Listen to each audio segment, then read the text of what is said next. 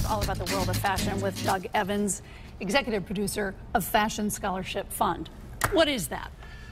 Well, it's interesting. The Fashion Scholarship Fund is a nonprofit organization that's been around, a couple of years. 1937? 1937, but it's one of those organizations that unless you're tied to the industry, the commercial industry in New York City, you've probably never heard of this little organization. But it's the only nonprofit of its type in the entire world. To benefit whom? Well, it's interesting. It's to benefit the fashion industry, and when you say fashion, it's not just designers, it's people who do the merchandising, the management, the analytics. It's everybody who has anything to do with the fashion industry itself, including designers.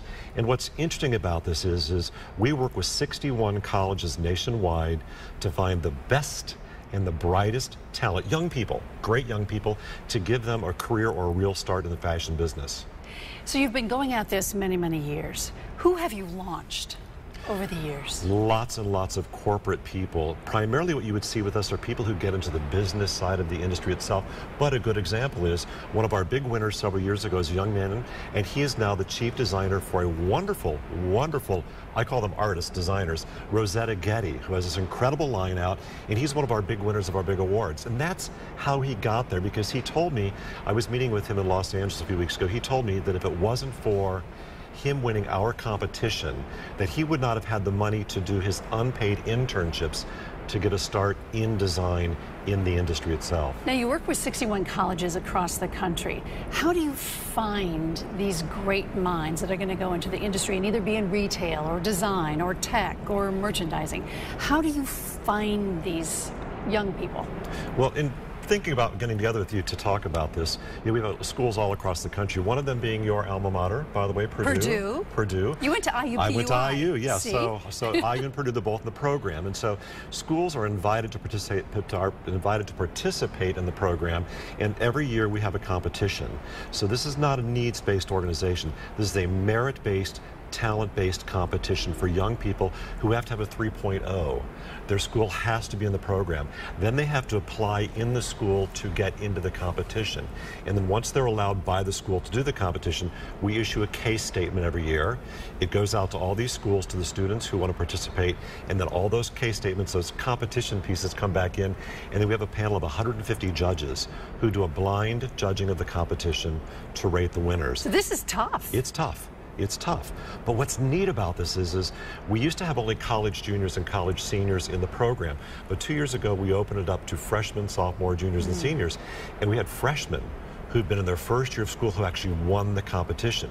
What's also nice about this is the lowest prize amount. The lowest prize is $5,000, with the highest being $35,000. So Ann, if you wanted to be in the competition every year and say you only won the smallest prize, you could secure $20,000 towards your education, towards your studies, towards study abroad. Anything that will further yourself in the industry, you can use these funds for, because the checks go directly to the students. So it means the difference between making it for some kids and not making it, and living out their dream because they want to go into design. Well, absolutely. What's interesting about that, we've had other students who've told us, who said, I didn't have enough money to be in school full time. So what I would do is I would work part-time, save enough money to go back to school, take classes, then have to take time away to go back to take classes, then to go to a part-time job and go back to school.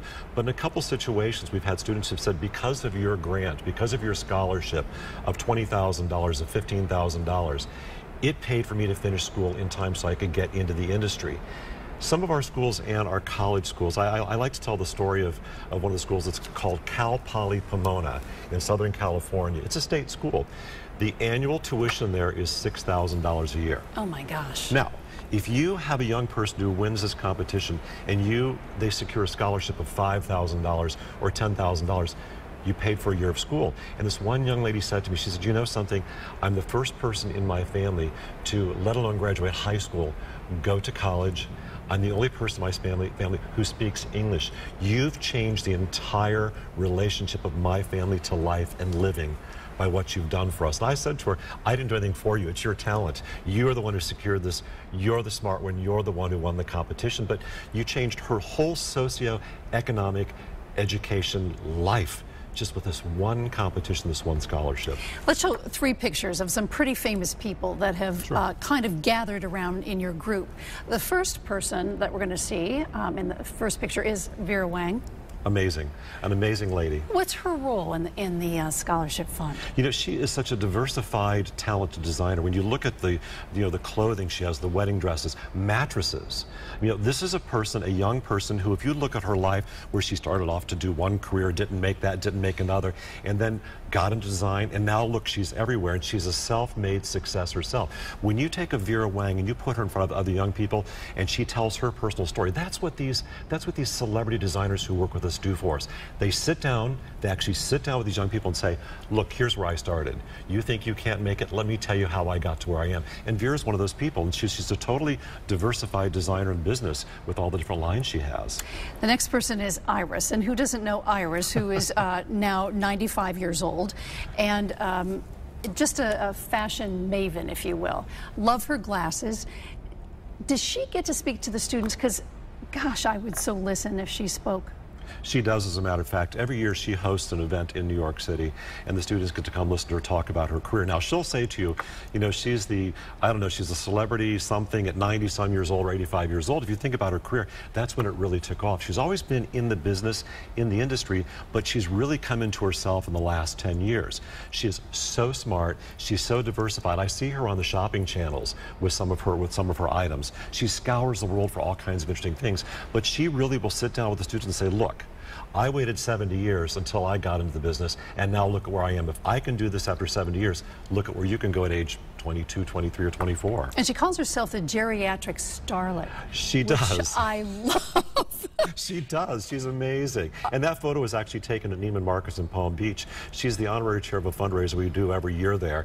And when the event's over, you would think that Iris is big and special, and she's such a celebrity she'd want to take off. She wants to stay with the young people and talk to them. And so she spent an hour and a half, 2 hours this last March with the young people talking to them. This one young lady named Vivian Cooper, who won $35,000 this last year. She and Iris were together for the longest time, but that's the kind of person Iris is also with these young people. And the final photo is with Martha Stewart. And what does Martha Stewart do with this fund? How does she help? Martha's also another. She comes to our gala every year. She's also appears in one of our videos talking about the different opportunities there are in the fashion industry.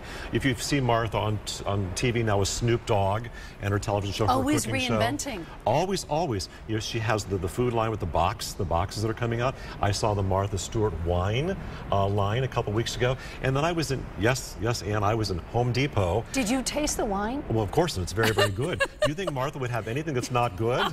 All of her stuff is wonderful. Right. And then in Home Depot, I saw the Martha Stewart kitchen line, as far as I think kitchen cabinets or something. So Martha is a person who's reinvented herself, but she's incredibly smart. She's generous. She spends time with our young people, and she believes in what we do in giving these young people a chance to have a career like she's so enjoyed.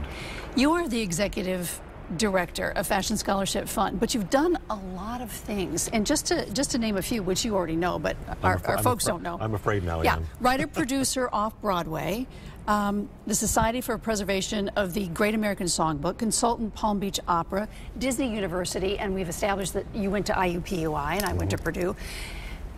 Did all of that set you up to do what you're doing now? I think so. You know, Ann, in any life, you're a combination of the experiences, this wonderful quilt, this wonderful fabric of your experiences of life and the things you've done. I moved to Connecticut in 1990 to run the Bushnell in Hartford, and had a great 10 years there. Of course, I worked for the government with the Commission on Arts, Culture, and Tourism here in Connecticut. Connecticut's been my home for more than half of my life.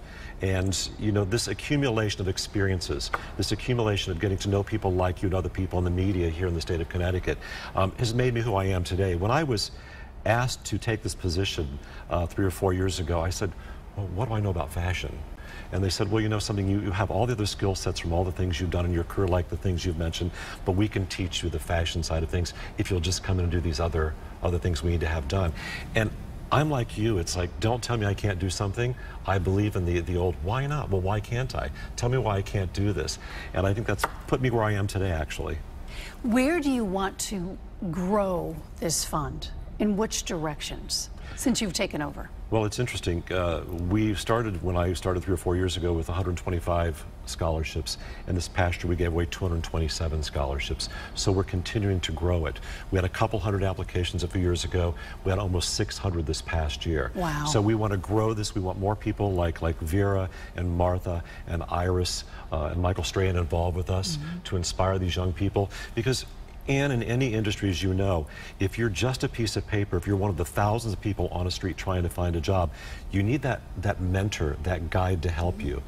This is what we want to be. We want to identify the best and brightest, because if you look at the newspaper or, of course, watch the news, you see that the whole fashion retail industry is changing, and we want to make sure... Bricks and mortar stores are going away. They're going away. But some aren't. But some... Amazon is buying grocery stores. And America and the world. And yes, and the world. And, of course, you know, Walmart is buying some of these high-end clothing lines. But they need young, smart people to help propel them to the next step. And that's where we see it, giving young people a chance. So where do I want to go? I want to see us giving more people more chances in this industry to help them succeed, because every young person I see walk onto that stage every January and get their scholarship, I feel like we've impacted somebody's life in a really, really good way. So that's what's important to me.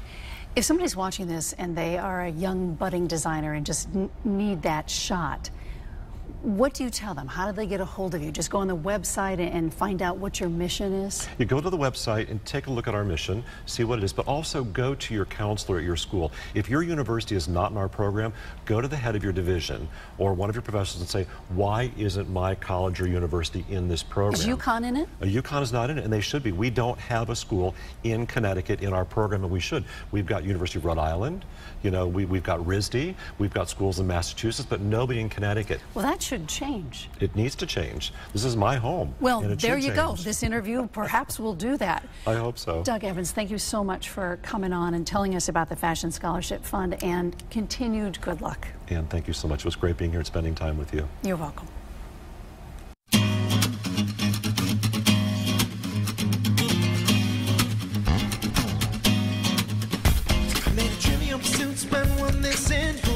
Spend all night kissing, and if one was right here, then who else is missing? Got a little sidetracked if I'm so wishing I could find the keys to the door, but it's also a metaphor. Need to keep locked in the grocery store, but mine just to save time. Skip right ahead to the last ride.